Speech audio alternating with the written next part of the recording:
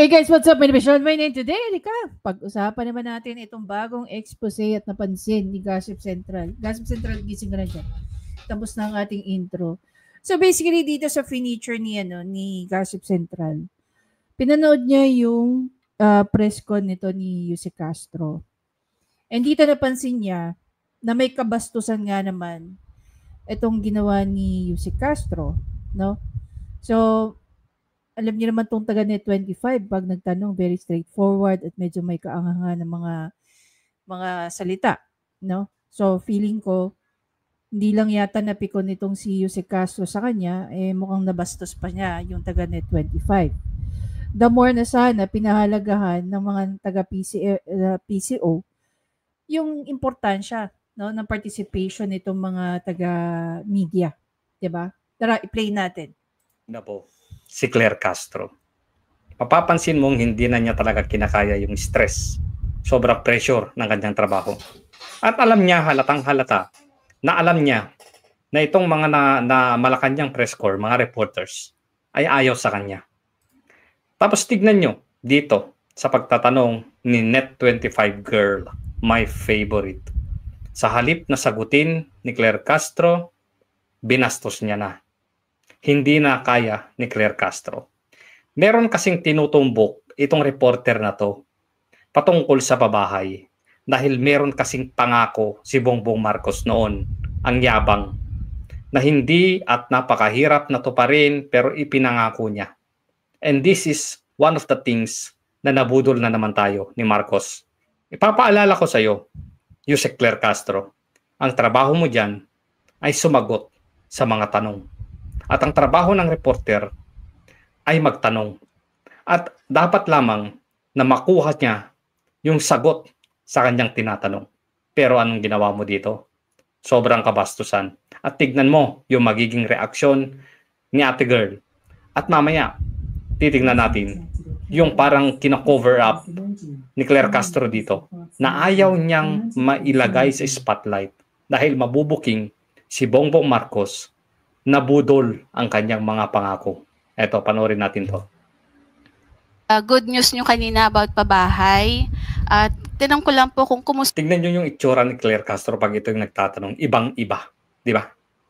Sana po yung... Pero ako, believe din ako dun sa taga Net 25, no? Kahit alam niyang ayaw sa kanya niya by the looks of it. Di ba? Minsan hindi mo kailangan sabihin verbatim eh. Minsan kailangan mo lang tingnan yung itsura, no? Yung facial expression, yung gesture ng isang tao.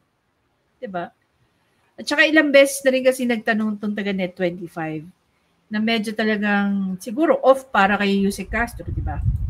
4PH ng Marcos administration, ilang milyon na po bang pabahay ang naipatayo ng ating... Tandaan nyo yung tanong. May pinaghuhugutan siya. Ilang milyong pabahay na ba ang naipatayo? Actually, hindi naman para sa akin, hindi pinaghuhugutan. It's just that it was a vow, it was a promise na na sinabi ni Bongbong Marcos, kung maalala nyo lahat, lalo-lalo na doon sa mga nunod sa kanya. Diba? Ang promise niya, every year, magre-release sila ng 1 million. Every year. Nakailan taon na ba si Bangag? Oh. Nakapagbigay na ba siya ng 2 million? He's going 3 years by June. Meron siyang pinaghuhugutan. At mamaya, ipapakita ko yan sa inyo. Kung ilang milyon ang ipinangako ni Bongbong Marcos sa mga Pilipino na pabahay, yan yung ayaw may spotlight ni Claire Castro. Alam niya yan eh.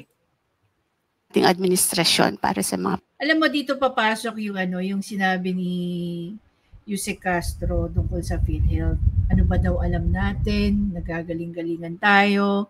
Tapos ngayon, fini-feature natin ang isa't isa, like si Gossip Central.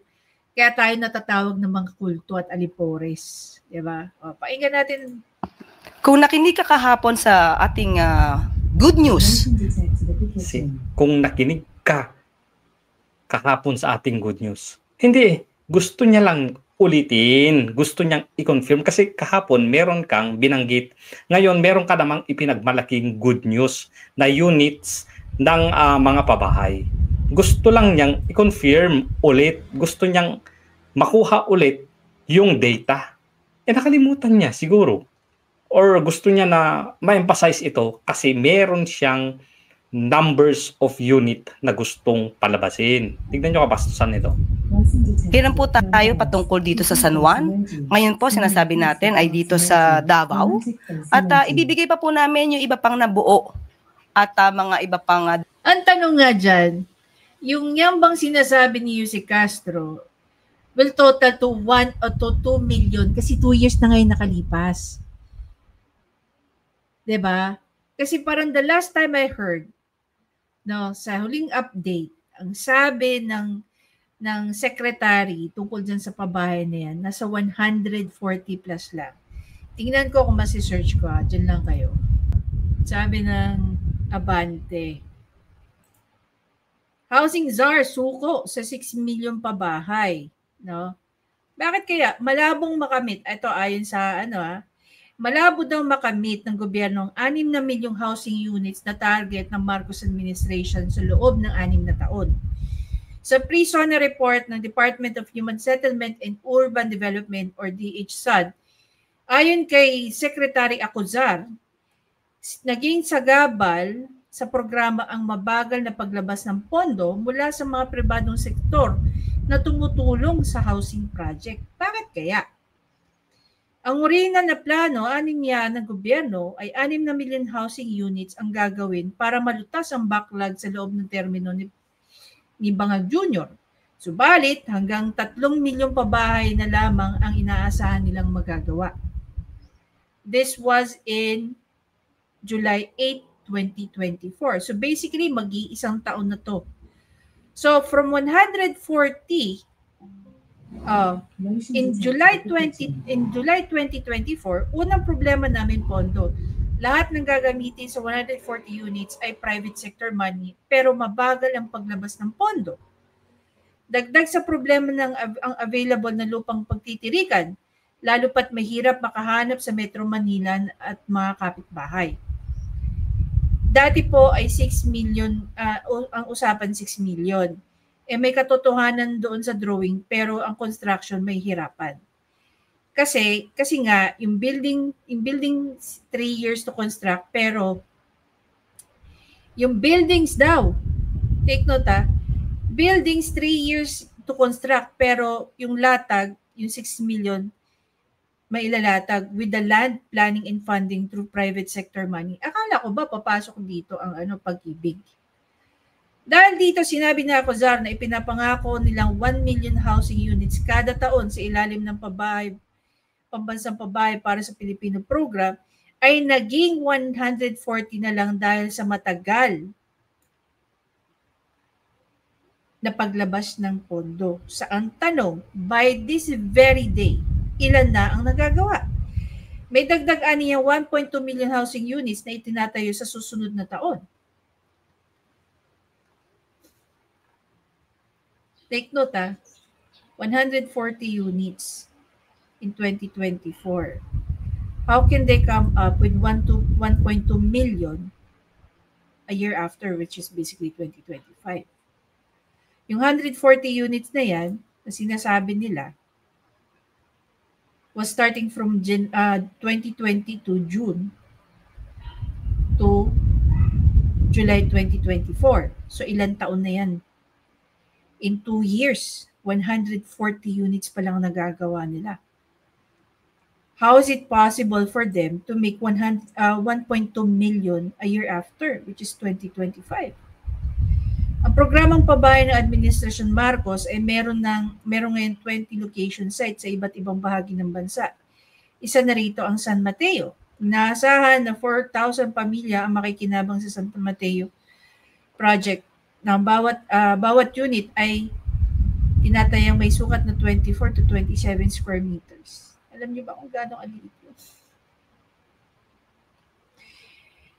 Pinapagawa rin ang Crystal Peak Estate, isang 9.8 hectares housing development nito ay ipapatayo ng state-run social financing corporation sa San Fernando City. Magkakaroon ito ng 12 na palapag na gusali na ang bawat unit ay 25 hanggang 28 square meters. Ngayon, ang tanong natin dyan, since private sector ang nagpapatayo nito, saan magbabayad itong mga to? Yung mga kakuha ng pabahay. Ang tanong din, magkano ang per unit? Diba? Kung yung mga taga-squatters area, no, yung sa mga, informal settlers, hindi na natin ginagamit yung squatters, yung informal settlers. Kung itong mga to, nakabayad na ng what do you call that, rights, wala na silang binabayaran ng monthly. Bakit sila papatol sa magbabayad pa sila ng monthly na hindi natin alam kung magkano yung amount? Maybe siguro papatulan nila kung nasa 1,500 to 3,000 maybe. Diba? Pero kung kukwentahin mo, ang mga taga-informal settlers, karamihan dyan, anong trabaho? Tindera, labandera, katulong, construction workers. Can they actually afford that? Magkano pinapasweldo sa mga household helpers ngayon? Between 5,000 to 6,000? Do you really think they're going to splurge 3,000 just to pay for the house? Oo nga, kanila na yun.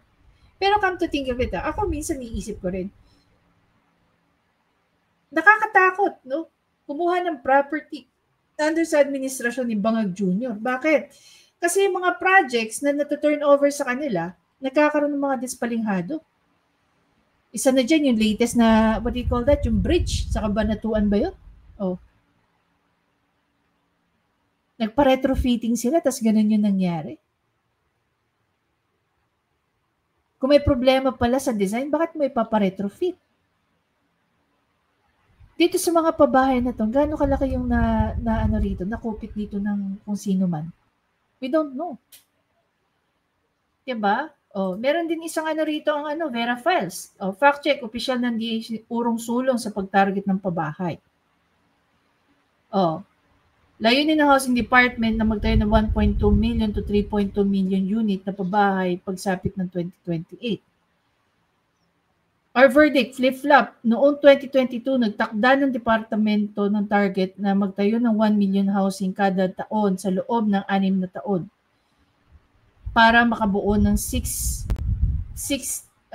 na milyong unit mula noong 2022 hanggang 2028. So ano naging mali doon sa naging claim? Nung binabasa natin itong galing sa Abante Balita, yun din naman ang sinabi. Diba? Oh. Magkasalungat ang pahayag noong August 7 na opisyal ng DHSOD tungkol sa bilang ng pamilya ng bahay na itatayo sa ilalim ng pambansang pabahay. Sinabi na 1.2 hanggang 3.3 million housing units ang matatapos by 2028. Ang mga bilang na ito ay hindi naayon sa ipinangakong target ng departamento na 6 na bilyon nung inilunsad ang programa ng 2022 at kasalukuyan at kalaunan ay ginawang 5.5 million at bumaba pa sa 3 million noong Hulyo. Pahayag sa isang press briefing na Malacanang, sinabi ng Housing Undersecretary Avelino Tolentino III, we have in the pipeline 52 projects and this will bring us up to 1.2 million housing that will be already in the pipeline. We also are projecting 3.3 million housing units. But yun nga po, those numbers will be crunched. Oh. Pinagmulan, RTV Malacanang official YouTube page, PCO briefing, ganyan. Gayunpaman, sinabi ni Undersecretary Gary D. Guzman na ang 3.2 million na target ay depende sa magiging pondo. Actual na target ayon sa kanya ay 1.2 million pabahay. Sabi niya, so doon tayo sa katotohanan. Ang katotohanan galing kay Vera Files. Ang bagong target na magtayo ng 1.2 million hanggang 3.2 million units hanggang pagdating ng 2028 ay hindi na ayon sa dating target na ibinigay ng DH mula sa inilunsad na PH noong September 2022. Ayon sa sulat ng Commission on Audit sa Housing Department noong 2023, target ng ahensya na magtayo ng 1 milyong unit taon-taon mula sa paglulunsad ng programa hanggang 2028 upang matugunan ang tinatayang 6.8 million backlog na pabahay ng Pilipinas. Ngunit sa pagdinig ng Senado noong October 2022 at 2023, budget ng DH-SAD, inamin ng Housing Secretary Acuzar na ang taunang target ng ahensya ay mahirap magawa sa aprobadong budget na 3.995 billion. Diba? Ang sabi niya rito, pag 1 million houses, at the amount of 1 million per house, 1 million? Grabe. Ang labas po ay kailangan po ng 1 trillion na kailangan for 1 million houses. With this idea, pag 36 billion ang hiningi natin para sa budget, ginamit po natin ang interest subsidy, makakasundo po tayo na 1 trillion for 1 million houses. Almost 1.2 trillion sa private sector, hindi pa kakayanin ng gobyerno ang ganyang kalaking amount. Makalipas na halos isang taon, nananatili ang departamento sa target nito sa kabila ng aalahanin sa limitadong budget ng ahensya. Binanggit ng Housing Secretary Manuel Pineda na isang deliberasyon sa Senado noong September 2023 and 24 budget na ang departamento ay humihingi ng 5.5 million na kompletong unit sa 2028. Ang 500,000 backlogs ay matatapos sa 2029 ayon sa kanyang sinabi. So basically, ang gulo nila. Finact-check pa yung isang bagay na sinimplify lang nito ni Abante. So ngayon, kung babalikan natin tong video ni Gossip Central, napakasimple lang naman isasagot dito ni Yusek Castro. Ngayon, kung nabanggit niya na to prior sa kanyang press briefing, masama ba na ulitin niya yung sinabi niya? How hard to say the numbers? Gaano ba kahirap sabihin kung ilang unit yung sinabi mo kahapon at ilang unit na naman yung sinabi mo kanina at ilang unit na ba ang naipatayo na pabahay ni Bongbong Marcos? Gaano ba kahirap? Ang tanong dyan, meron ba siya talagang data? Diba? Meron ba siyang hawak na data? Because kung halimbawa nabanggit niya na yan prior dyan sa ano na yan, gaya nga ng sinabi ni Gossip Central dito, it's always easy to share. Diba? Sila na nagsasabi, they want accountability, they want transparency. Bakit yung simpleng tanong ng taga Net25, hirap na hirap sagutin ni Yusek Castro? Tapos may pagsasalita pang kung nakinig ka kahapon. 'Di ba? That's out of sarcasm. 'Di ba dapat nire-respeto nyo, binibigyan nyo ng respeto yung mga naiimbita nyo dyan na press corps? At hindi nyo babanggaan ng ganyang salita? Hirap yun sagutin, Claire Castro. At kailangan mong ganito yung sagot mo, kabastusan. Wait, lalala pa. So, meron po tayong figures. May follow-up siya. Meron ba tayong figures? Kasi yan nga yung hinihingi. Hindi lang naman kahapon, hindi lang naman ngayon ang gusto niyang figures. Lahat-lahat simula ng umupo si Bongbong Marcos. Pero kabastusan ang iginanti mo sa kanyang tanong. Binanggit ko na po yan kahapon. Hindi pa tapos. Balikan nga natin para mas maganda, tuloy-tuloy. Po namin yung iba pang nabuo at mga iba pang darating na programa. So, meron po tayong figures. Binanggit ko na po yan kahapon. Hindi pa tapos eh. Hindi pa tapos, binabara mo na eh. Ang trabaho mo, uulitin ko, Claire Castro, ay sumagot sa tanong. Kung wala yung mga reporters na yan, wala kang trabaho. Multo yung kakausapin mo dyan. Camera lang yung kakausapin mo. Yun ba yung gusto mo? May beef ka dito kay ate girl eh. Kasi talagang yung mga tanong nito ay hindi mo talaga nasasagot.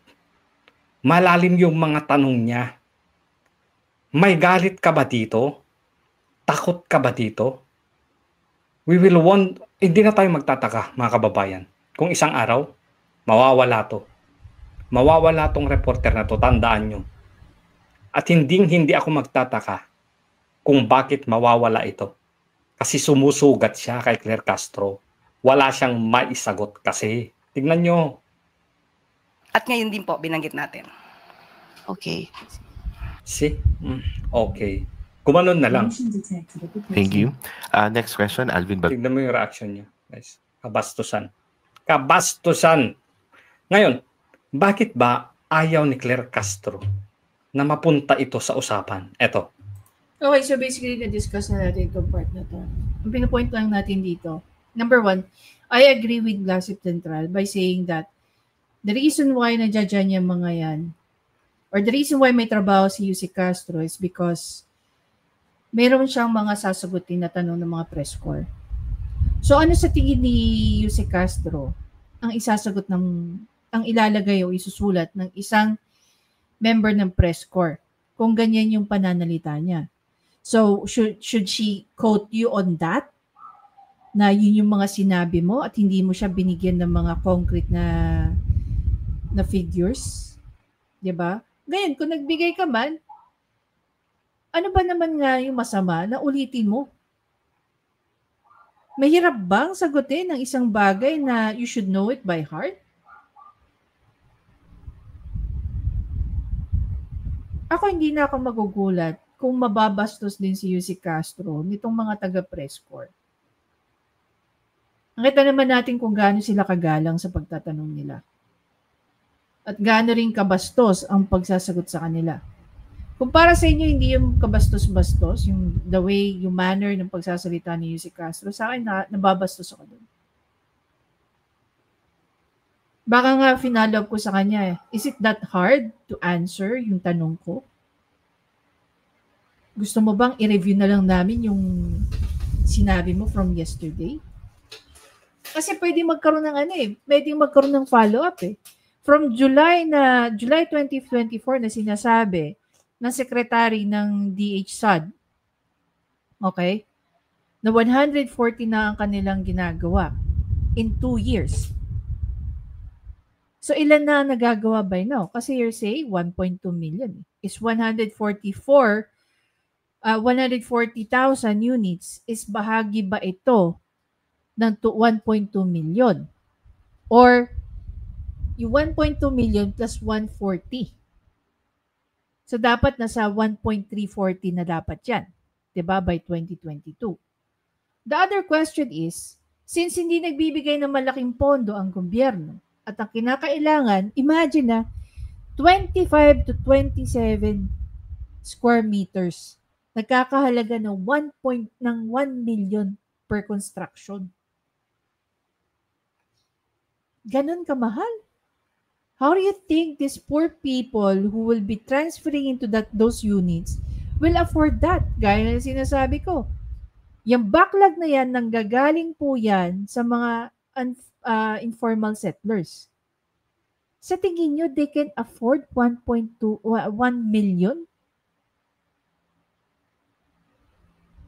Take note din, 1 million is the value of paano i-construct yan.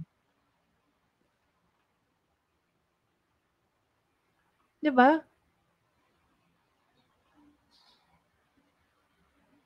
So, paano pakikitain ng mga private sector na nagpopondo dyan? Siyempre, hindi na 1 million yung value dapat yan.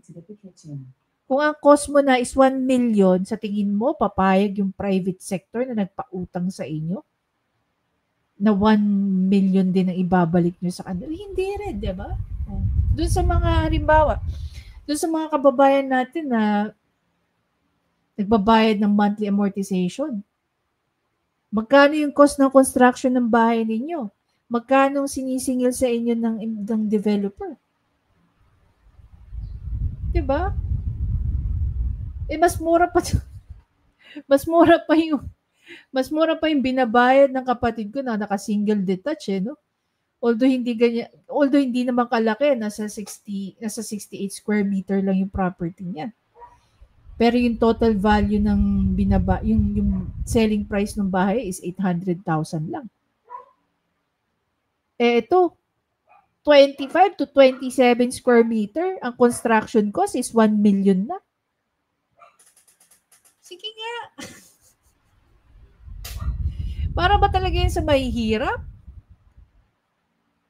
Diba? Magkano sa tingin niyo yung monthly niyan for 30 years? Halimbawa na lang. Magkano? Divide natin. 1 million.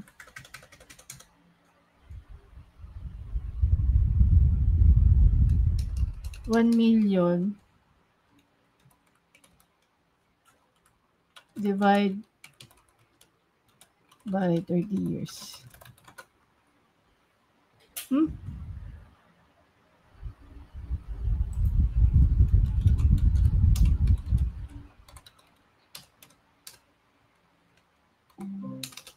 Motion detected at the kitchen.